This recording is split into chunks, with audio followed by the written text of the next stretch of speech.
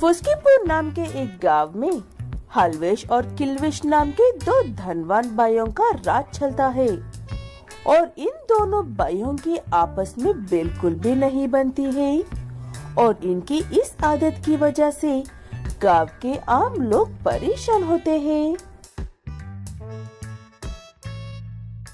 नहीं, आज तुम्हें हलवेश सेठ के पास जाना है काम पर, इसलिए आज तुम्हें इधर जाना है और मुझे उधर। ये कब हुआ? तुम अकेली ज्यादा काम नहीं कर पाती हो, इसीलिए तो हम साथ जाते हैं और मैं तुम्हारे हिस्सा का काम करता हूँ। इसी वजह से किल्विश को लगा कि तुम ज्यादा काम करते हो और उसने सुबह आकर ये बात बताई थी कि तुम्हें आज उसके यहाँ जाना है। हलवेश और किल्विश दोनों भाई लालची और कमीने हैं। उन्हें लोगों की तकलीफ नजर नहीं आती है, उन्हें बस एक दूसरे के ऊपर उठना आता है। लोग अकेले में एक दूसरे को अपनी तकलीफ सुनते रहते हैं काम के दौरान, और ये बात भी उन भाइयों की नजर में पड़ जाए तो एक मुसीबत ही है। क्या बात है गीलो भैया, आज यहाँ पर आए हो और अकेले क्यों आए हो? भाभी जी कहाँ पर हैं? तुम तो सब जानते ही हो ना भाई, हमारे हाथ में क्या होता है।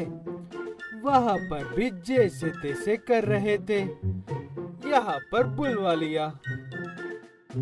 अच्छा, तो यहाँ पर मेरी बुराई हो रही है।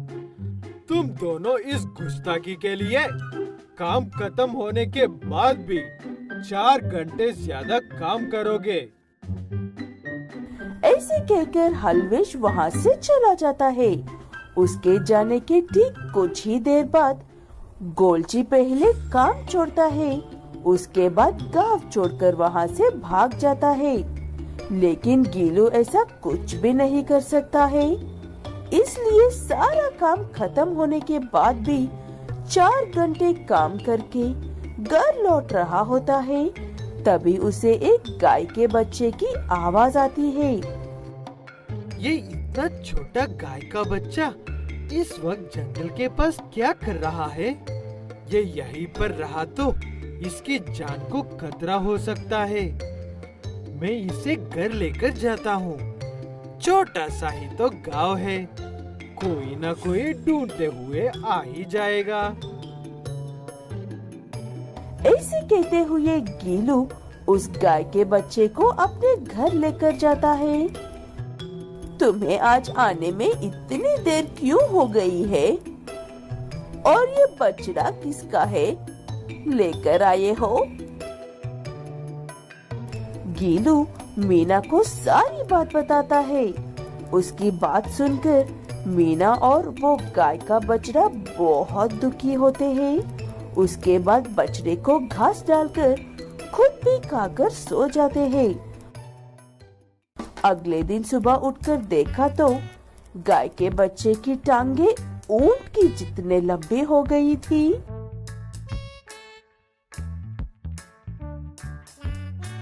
मैंने जो बच्चा लेकर आया था वो कहाँ पर है? और ये क्या चीज है हमारे आंगन में? सब कुछ तो वैसा ही है जी, सिर्फ टांगे लंबी हो गई है। ये वही बछड़ा है, पता नहीं इसकी टांगों को क्या हो गया है। आप लोग घबराओ मत, मैं एक मायावी बैल हूँ, मायावी नगरी से, और मेरी शक्तियाँ हमारी नगरी के बाहर सिर्फ दिन के उजले में ही काम करती है। मुझे आपके घर में पनाह देने के लिए आपका बहुत बहुत धन्यवाद। ऐसे उनके बीच में कुछ बातें होती है। गीलू और मीना गाय की समस्या के बारे में बताते हैं। उस लंबे पैर वाले बैल वो सुनकर बहुत दुख होता है, इसलिए वो पहले मीना और गीलू के घर को अच्छा और बड़ा बना देता है। उसके बाद उन लोगों के लिए एक बड़ी सी सुपरमार्केट भी बना कर देता है। इस सुपरमार्केट को चलाकर आप दोनों अपनी जिंदगी आराम से गुजारा कर सकते हो। आओ अब गांव में बाकी लोगों की मदद करते हैं। ऐसे गांव में चलते चलते हर सड़क और हर टूटे फूटे घर ठीक करते हुए चलता है वो बैल। लोग इस बैल को और उसके साथ मीना गीलो को देखकर हैरान थे। गांव में इतना सब हो रहा था और ये बात दोनों भाई किल्विश और हलविश तक पहुंच जाती है और वो दोनों भी वहां पर पहुंच जाते हैं। गीलो, ये बैल मेरा है। इसे जल्द से जल्द मेरा घर पहुंचा दो। समझ में आ ही गई है ना मेरी बात तुम्हें? वो बैल मेरा है, याद रखना गीलू। वो लंबे पैर वाले बैल मेरे घर नहीं पहुंचा तो मैं तुम्हारे पैर गायब कर दूंगा। अच्छा, तो तुम ही हो वो दोनों राक्षस जो इस गांव के लोगों को परेशान करते हो। मैं तुम्हें अपने घर साथ लेकर जाऊंगा और तब तक नहीं छोड़ूंगा जब तक कि तुम्हारी अकल ठिकाने ना आ जाए।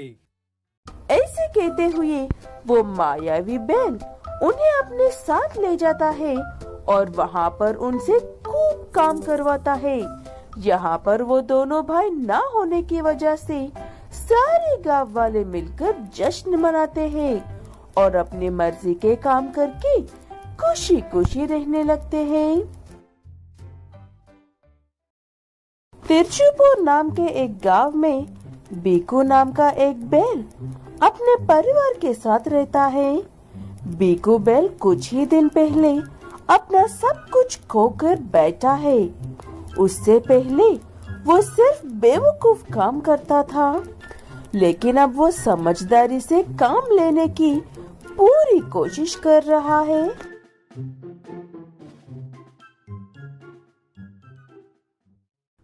माँ, हम अपने घर कब जाएंगे? मुझे ये झोपड़ी में रहना बिल्कुल भी अच्छा नहीं लग रहा है। हम अब अपने घर नहीं लौट सकते हैं बेटा। वो अब किसी और का घर है और अब से यही हमारा घर है। मुझे माफ कर दो बेटा। मेरी ही गलतियों की वजह से आज हमारे घर में कोई और है और हम इस झोपड़ी में हैं। बीकू बैल के पास एक थोड़ा सा बड़ा खेत और अच्छा खासा घर था। वो मजदूरों से खेती करवा के ठीक ठाक पैसे कमा लेता था, लेकिन यूं ही लोगों की हर बात में आ जाता था। इसलिए लोगों की ही बातों में आकर खेत एक बैल के नाम करके बैठा और घर एक बैल के नाम करके खुद अपने परिवार के साथ गरीबों वाली तकलीफें झेल रहा है। बहुत कोशिश करने के बाद बीकू को एक नौकरी मिली है, सुबह उठकर लोगों के घर में अखबार डालने की। रुको रुको, अकबर को फेंकने की सोचना भी मत। यहाँ लाओ, मेरे हाथ में दो। तुम अकबर फेंक कर चले जाते हो, वो एक दिन पानी में गिर जाता है और एक दिन मेरे चाय में आकर गिरता है। ये कैसे काम कर रहे हो तुम? माफ कर दीजिए, मैं कल से अकबर आपके ही हाथ में ही देकर जाऊंगा। इतना बढ़िया घर है मेरा और तू मुझे रोज इतना सुबह उठाकर अकबर मेरे हाथ में देना चाहता है? चुपचाप अच्छी जगह पर रखकर जाया कर। ये वही बैल है जिसने बीकू की नासमझी का फायदा उठाकर उससे उसका घर हड़प लिया था। बीकू उसकी बात सुनकर सिर्फ सर हिलाकर वहाँ से चला जाता है। ऐसे ही हर दिन गुजरता रहता है बीकू और उसके परिवार का। फिर एक दिन बचे हुए अकबर में से एक खबर पढ़ने लगता है लड्डू। कच्चे मकान वालों को घर छोड़कर जाने की सलाह और अच्छे मकान वालों को घर में ही सुरक्षित रहे। आज रात से 3 दिन तक लगातार तेज बारिश होगी कि गांव भी डूबने की संभावना है। कोई पुराना अखबार पढ़ रहा होगा। घर में पुराने अखबारों का बंदर है ना बेटा? नहीं माँ, ये तो आज का ही अखबार है। ये देखो, इस साफ लिखी है आज की तारीख। वो बात सुनकर वीनी गाय और बीकू बैल के होश उड़ जाते हैं और उन्हें कुछ भी समझ में नहीं आता है। उनकी झोपड़ी उस तूफान के सामने एक पल के लिए भी टिकने के काबिल नहीं थी, इसलिए वो घर छोड़कर जाना ही सही समझती है। वीनी गाय, मैंने एक बार अपना घर खोया है, दोबारा वही गलती नहीं करना चाहता हूँ। मैं आखिरी तक अपने घर को बचाने की पूरी कोशिश करूँगा। ऐसे कहते हुए भीकू अपने घर को बचे हुए अखबारों से ढकाने लगता है। वो देखकर वीनी अपना सर पकड़ लेती है। इतनी तेज बारिश में ये अखबार कैसे काम आएंगे कहकर, लेकिन हर तरह से हारा हुए भीकू को अब इन अखबारों पर भरोसा करना भी गलत नहीं लग रहा था। हर बार बेवकूफी तुम करते हो और तुम्हारे साथ झेलना हमें पड़ता है। चले जाते तो सुरक्षित रहते ना। इन अखबारों से क्या होगा? तुमसे समझदार तो बच्चे होते हैं। ऐसे कहते हुए ना चाहते हुए भी वीनी को अपने पति के साथ उस झोपड़ी में ही रुकना पड़ता है। रात को वीनी गाय, बीकू बैल और उनका बेटा लड्डू उसी झोपड़ी में सो जाते हैं। रात होते ही सच में जोरों की बारिश होती है, लेकिन इन तीनों को इस बात की खबर तक नहीं होती है। अगले दिन सुबह, तूफान सच में आने वाले थे ना? तो अब तक हम सब सही सलामत कैसे हैं? बाहर निकलकर देखते हैं।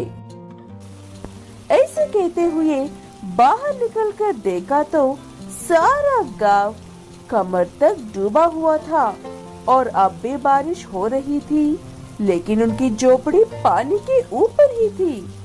वो देखकर तीनों में से किसी को भी अपनी आंखों पर विश्वास नहीं होता है। मम्मी, अपना घर तो पानी के ऊपर है, फिर भी ऐसा लग रहा है कि जमीन पर ही है। ऐसे कैसे हो सकता है? ये मैजिक है, पिताजी का मैजिक। ऊपर वाले ने मेरी सुन ली, मेरी परिवार को बचा लिया। ऐसे बीकू बैल का वो न्यूज़पेपर वाला घर उन्हें हर मौसम से बचाता है और हर सुविधा देता है। वो देखकर उसे धोखा देने वाले खुद की ही ईर्ष्या में जलने लगते हैं।